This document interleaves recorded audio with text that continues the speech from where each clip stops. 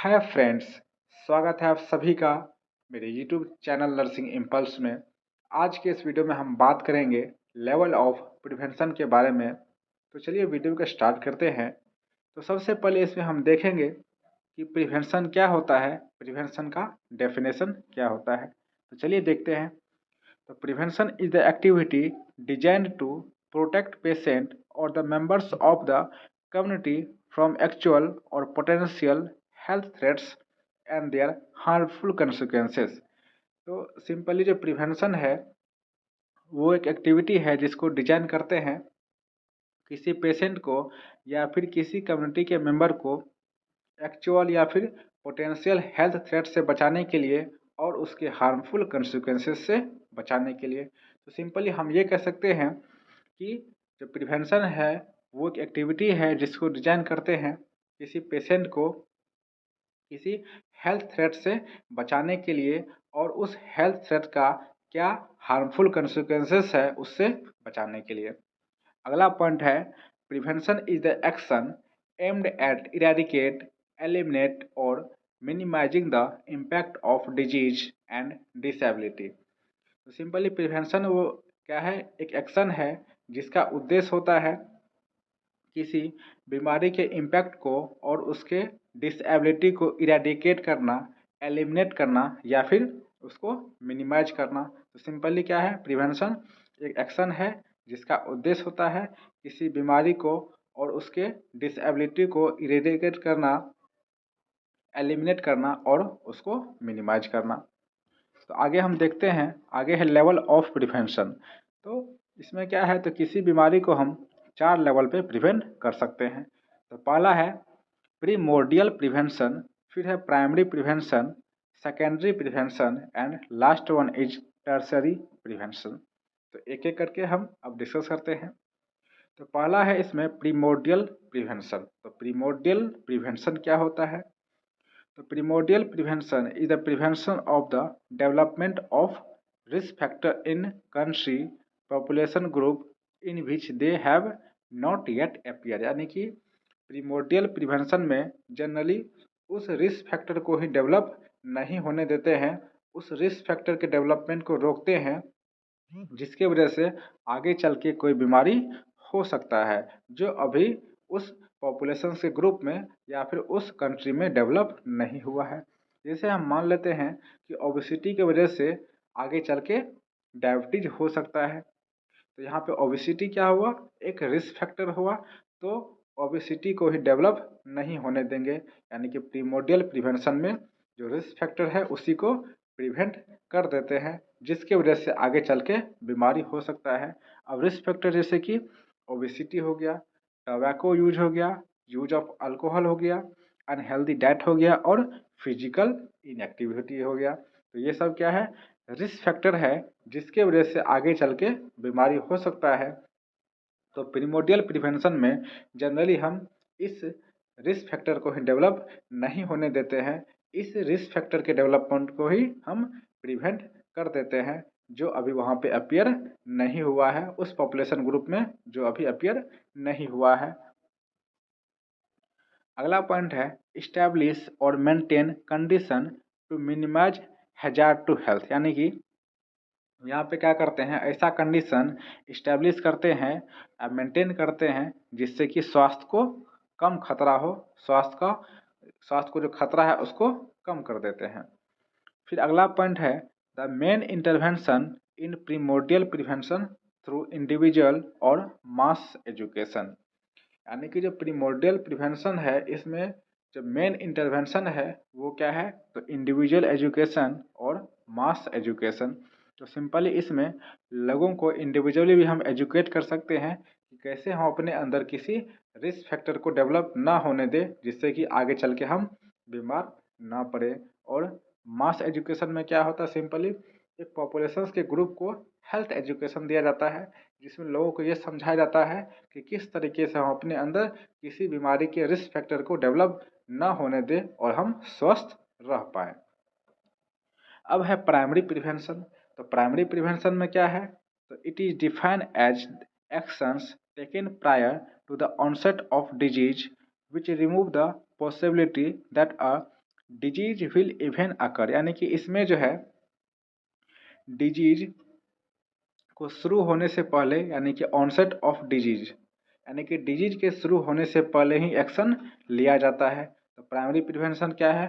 वो एक्शन है जो कि डिजीज के ऑनसेट होने से, यानी कि शुरू होने से जस्ट पहले लिया जाता है, जिससे कि किसी बीमारी के होने की पॉसिबिलिटी को रिमूव किया जा सके। तो सिंपल ये हुआ कि इसमें वो सभी एक्शन आता है जो किसी डिजीज के शुरू होने से पहले लिया जाता है, जिससे कि किसी बीमारी के पॉसिबिलिटी को रिमूव किया जा सके या फिर उसके पॉसिबिलिटी को मिनिमाइज किया जा सके। सिंपली इसमें है modes of intervention in primary prevention. तो प्राइमरी प्रिवेंशन में कौन कौन सा इंटरवेंशन हम कर सकते हैं? तो पहला इंटरवेंशन है हेल्थ प्रमोशन और क्या है? Specific protection. तो सिंपली है इसमें कि लोगों के हेल्थ को प्रमोट कर सकते हैं और इसमें स्पेसिफिक प्रोटेक्शन हम ले सकते हैं। तो इसमें हेल्थ प्रमोशन में क्या होगा?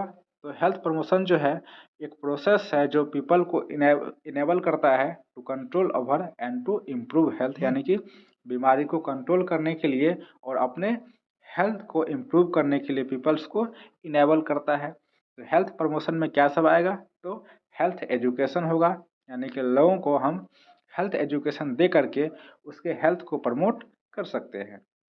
फिर है एनवायरमेंटल मॉडिफिकेशन।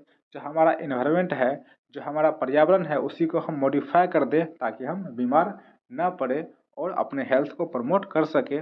जैसे कि इन्वायरमेंटल हाइजीन को मेंटेन रखें, अपने चारों ओर जो भी इन्वायरमेंट है उसको साफ सुथरा रख करके अपने हेल्थ को प्रमोट कर सकते हैं। फिर है न्यूट्रिशनल इंटरवेंशन, यानी कि हम यहाँ पे क्या है एक हेल्दी डाइट ले करके, यहाँ एक न्यूट्रिशन के माध्यम से एक हेल्दी डाइट ले करके अपने हेल्थ को प्रमोट कर सकते हैं। फिर है life style and behavioural changes, यानी कि अपने लाइफ स्टाइल में और अपने बिहेवियर में परिवर्तन ला करके अपने हेल्थ को प्रमोट कर सकते हैं। अब है स्पेसिफिक प्रोटेक्शन, यानी कि प्राइमरी प्रिवेंशन में कौन कौन सा हम स्पेसिफिक प्रोटेक्शन ले सकते हैं। तो पहला है इम्यूनाइजेशन, सिंपली वैक्सीन लेकर के किसी बीमारी के प्रति वैक्सीन लेकर के हम उससे बच सकते हैं। फिर है यूज ऑफ स्पेसिफिक न्यूट्रिएंट्स। तो सिंपली इसमें आता है, ये नेचुरोपैथी में आता है। तो किसी एक स्पेसिफिक न्यूट्रिएंट्स का हम यूज करके किसी बीमारी से बच सकते हैं। फिर है प्रोटेक्शन अगेंस्ट ऑक्यूपेशनल हैजार्ड, यानी कि जो भी ऑक्यूपेशनल हैजार्ड है उसके अगेंस्ट हम प्रोटेक्शन ले सकते हैं। फिर प्रोटेक्शन अगेंस्ट एक्सीडेंट, एक्सीडेंट के विरुद्ध हम प्रोटेक्शन ले सकते हैं। अवॉइडेंस ऑफ एलर्जेंस, यानी कि उस एलर्जन को अवॉइड करना है जिससे हमें एलर्जी हो सकती है और हम बीमार पड़ सकते हैं। अब है कॉन्ट्रासेप्शन, यानी कि कॉन्ट्रासेप्टिव मेथड का यूज करके हम सेक्सुअली ट्रांसमिटेड डिजीज को फैलने से रोक सकते हैं, उसके ऑनसेट को रोक सकते हैं। फिर mosquito net and mosquito repellent cream, जैसे कि मलेरिया हो गया, डेंगू हो गया, इन सभी बीमारी को जो है हम मॉस्किटो नेट या फिर मॉस्किटो रिपेलेंट क्रीम का यूज करके इसको हम प्रिवेंट कर सकते हैं, इसको हम रोक सकते हैं, यानी कि इस बीमारी को शुरू होने से पहले ही हम रोक सकते हैं। अब है हैंड वॉशिंग, हैंड वॉशिंग के जरिए भी हम किसी बीमारी को शुरू होने से पहले ही रोक सकते हैं, उसके ऑनसेट से पहले ही उसको रोक सकते हैं। फिर है क्वारंटाइन। तो सिंपली इसमें क्या है कि जो सस्पेक्टेड पेशेंट है, यानी जो सस्पेक्टेड पीपल है जिस पे शक होता है कि ये अब बीमार पड़ने वाला है, तो उसको एक ऑब्जर्वेशन में अलग रखा जाता है। फिर है सेकेंडरी प्रिवेंशन। तो सेकेंडरी प्रिवेंशन में क्या होगा?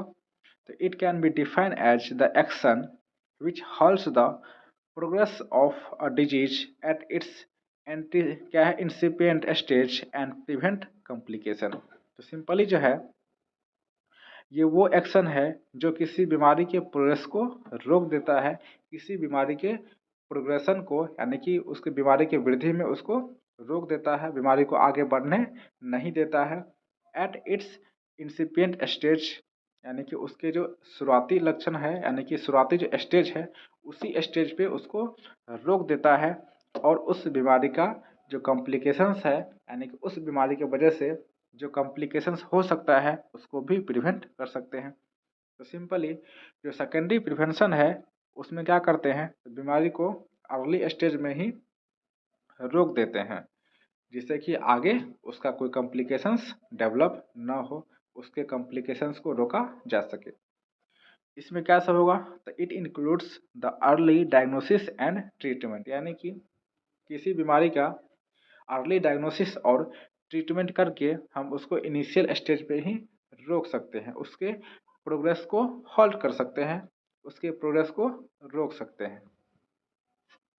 अब है टर्सरी प्रिवेंशन।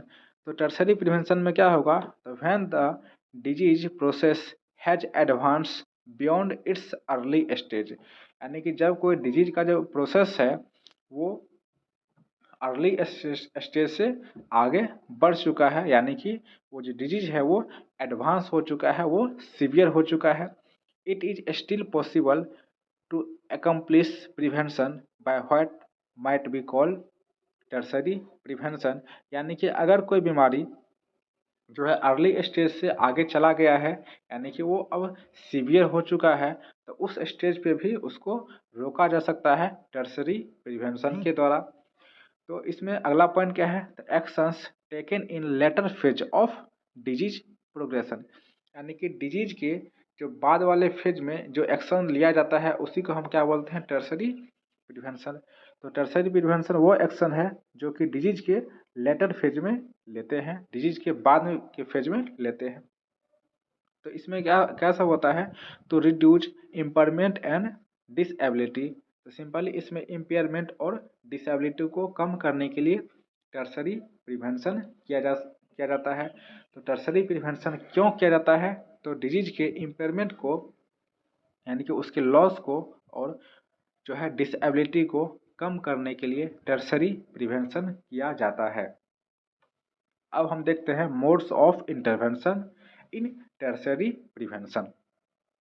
टर्सरी प्रिवेंशन में कौन कौन सा इंटरवेंशन हम कर सकते हैं, तो पहला है डिसएबिलिटी लिमिटेशन और दूसरा क्या है, रिहेबिलिटेशन। तो सिंपली इसमें टर्सरी प्रिवेंशन में जो है डिसएबिलिटी को लिमिट में कर सकते हैं, डिसएबिलिटी को आगे बढ़ने से रोक सकते हैं और उसको हम पेशेंट को रिहेबिलिटेट कर सकते हैं। जैसे कि डिसएबिलिटी लिमिटेशन में क्या होगा, तो use of crutches in polio, यानी कि जो पोलियो का पेशेंट है, जो विकलांग पेशेंट है पोलियो का, उसमें क्या करते हैं, तो बैसाखी का यूज करते हैं ताकि फर्दर आगे कोई डिसेबिलिटी ना हो, उसके जो डिसेबिलिटी है उसको लिमिट में करते हैं। फिर use of prosthetic after amputation, यानी कि एम्पुटेशन के बाद प्रोस्थेटिक का प्रयोग करते हैं। जैसे कि किसी का अगर पैर कट गया है तो उसमें क्या करते हैं, आर्टिफिशियल लेग लगाते हैं, तो वे क्या हो गया, प्रोस्थेटिक, यानी कि use of prosthetic after amputation. फिर है फिजियोथेरेपी इन पोलियो, पोलियो के पेशेंट में फिजियोथेरेपी करके उसके डिसेबिलिटी को लिमिट में कर सकते हैं। अगला है रिहेबिलिटेशन। तो रिहेबिलिटेशन क्या है, द एक्शन और restoring of someone's health for normal life through training and therapy after impairment और एडिक्शन और इलनेस, यानी कि किसी के हेल्थ को, किसी का जो नॉर्मल हेल्थ है उसको हम वापस ला सकते हैं ट्रेनिंग के थ्रू या फिर किसी थेरेपी के थ्रू।